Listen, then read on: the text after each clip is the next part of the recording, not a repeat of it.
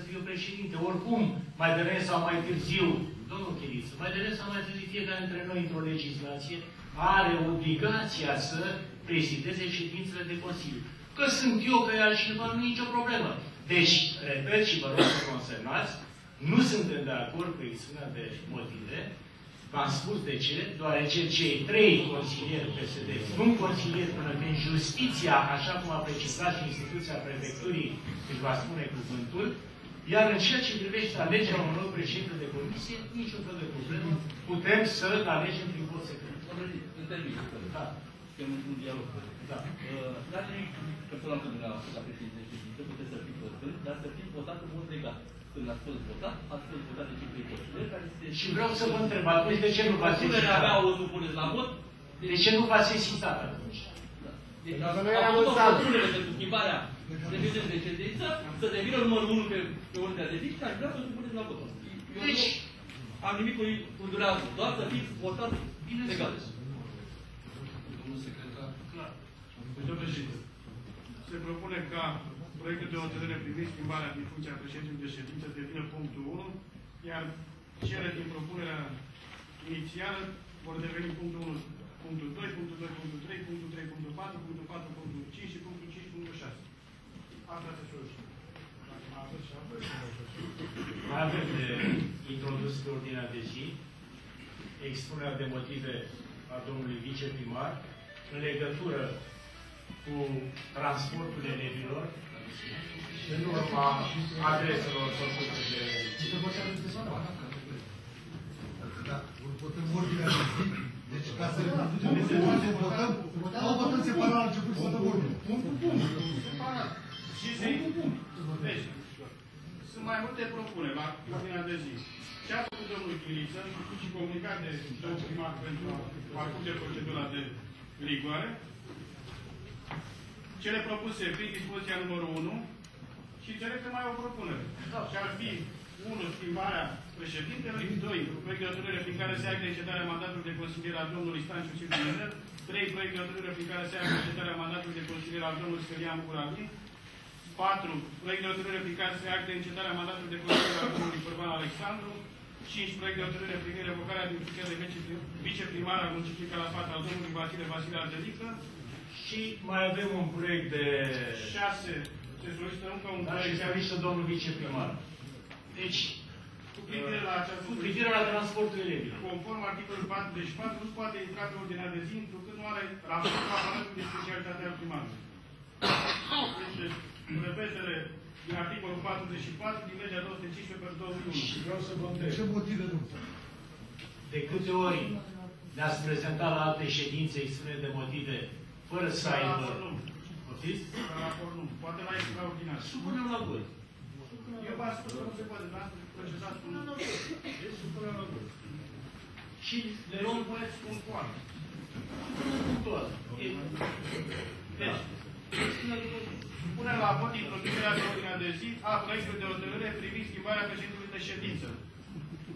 Mai am și o propunere, domnul președinte. Eu propun scoaterea de pe ordinea de zi a primelor 3 puncte. Proiect de hotărâre prin care se adă încetarea mandatului de consilier al domnului Stanciu, proiectul de hotărâre prin care se adă încetarea mandatului lui Stelian și al lui domnul Părvan. Până când justiția nu își dă verdict.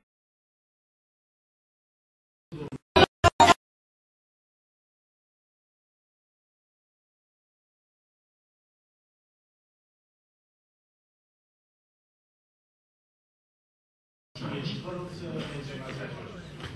Vă să menționez acolo. Doriți să alegem un nou președinte, îl alegem prin vot. Atunci hai să votăm. Deci, primul punct este alegerea unui nou președinte. Cine este pentru introducerea acestui punct? Pe ordinea de zi. Pentru introducere. Pentru introducere, sigur.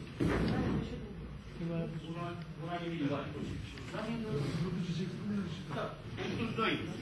Proiect de hotărâre prin care se acte încetarea mandatului de consilier al domnului Stanciu Silviu Miner și se declară vacant acest mandat. Cu privire la cele susținute de domnul Nicola și domnul Coran, arăt că niciunde nu în lege. Asta vă supune la vot. niciunde în lege nu condiționează aprobarea acestui proiect de hotărâre de pronunțarea unei hotărâri de către instanță.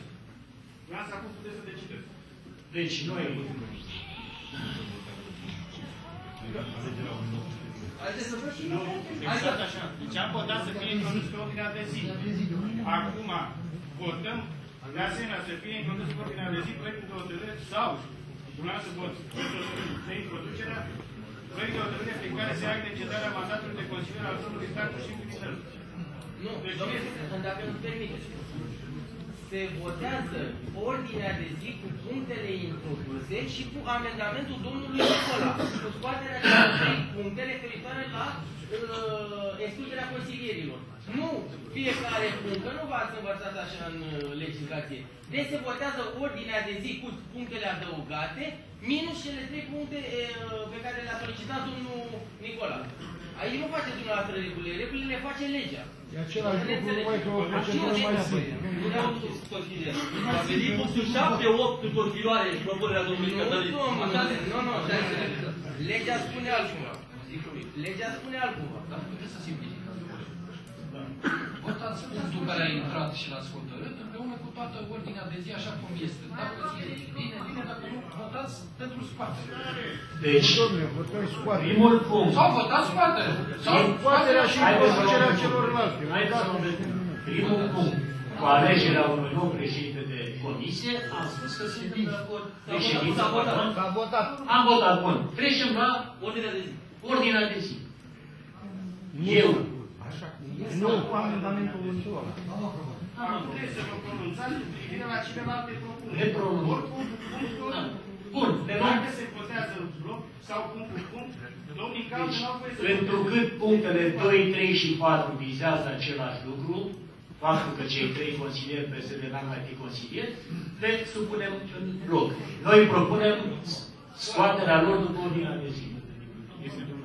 Domnul secretar. Deci acum s-a solicitat scoaterea de pe ordinea de zi a proiectului de hotărâre, da?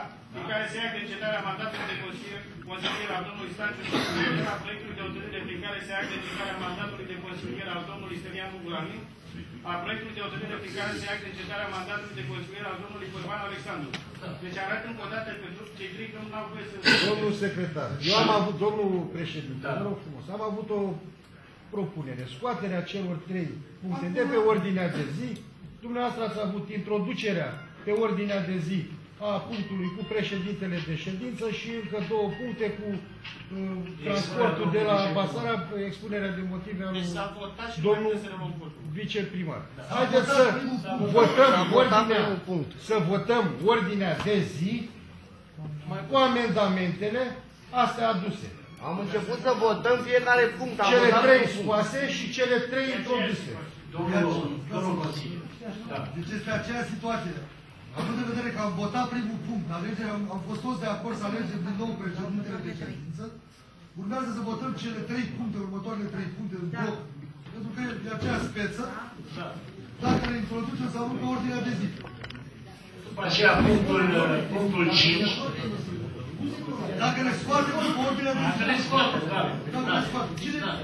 Deci, cine e pentru scoaterea după ordinea de zi a punctelor 2, 3 și 4, care se referă la faptul că cei 3 n-ar mai avea dreptul de a face parte din Consiliul.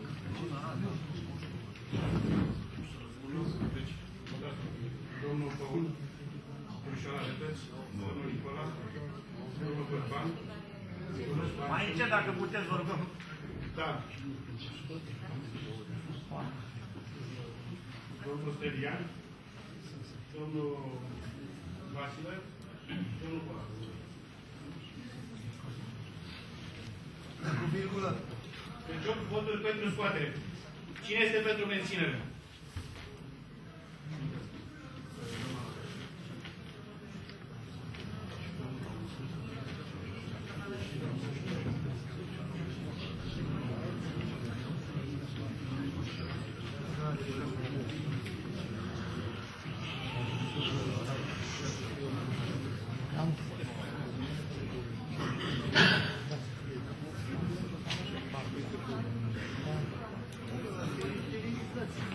Deci 9 voturi pentru menținere. Sunt pe ordinea de zi, proiectul. adoptat. Deci, punctul 5, referitor la domnul viceprimar, știți despre ce este vorba, dumneavoastră cele pentru motive pentru mine care nu au niciun fel de temei legal. Dar mă rog, deschide pentru menținerea pe ordinea de zi, cine pentru menținerea pe ordinea de zi a punctului 5?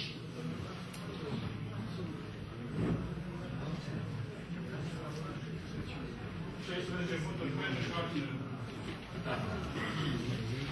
Așa cum am spus, solicităm introducerea pe ordinea de zi a expunere de motiv a domnului viceprimar referitoare la transportul electric. Cine este pentru?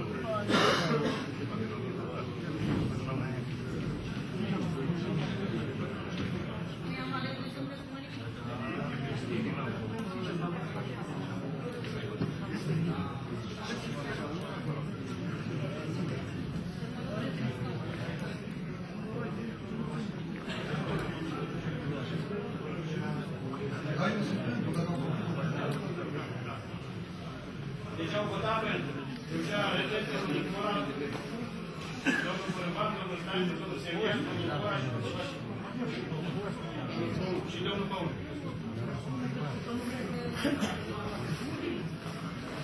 Împotriva introducerii.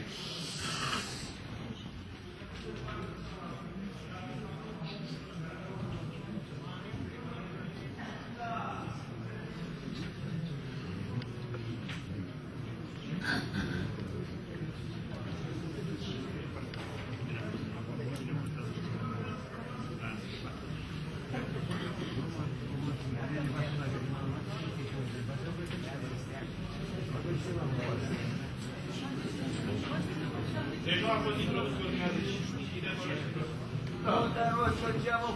Interpelări și diverse. Asta automat. Deci sunteți de acord.